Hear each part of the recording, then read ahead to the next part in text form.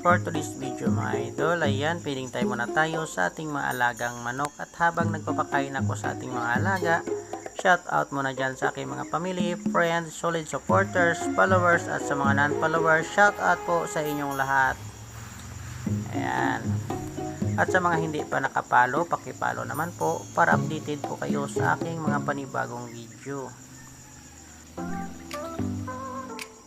At mga idol, bago ko makalimutan, mag-shoutout muna ako sa ating idol na kumuha ng ating manok. Ang tanong kung masarap pa yung lasa ng ating manok.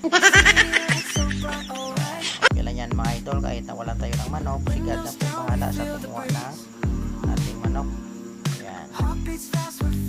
At ganito nga pala ko mga idol, mag-alaga ng ating manok. Ayan, nililinis ko muna yung ating patukaan para hindi makain ng ating manok yung kanilang ipot.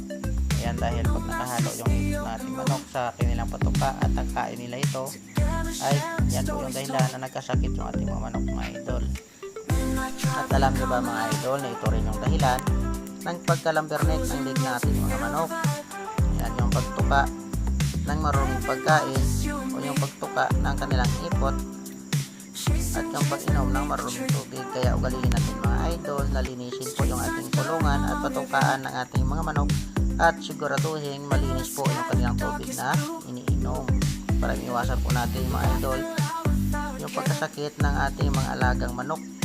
Ayan, at sana ay makatulong po lalong lalo na po sa baguhan pa lang na nag-alaga ng manok. Ayan. At kung nagustuhan mo yung aking video, pag-like at share naman para marami po tayong matutulungan. Maraming salamat po. Thank you for watching.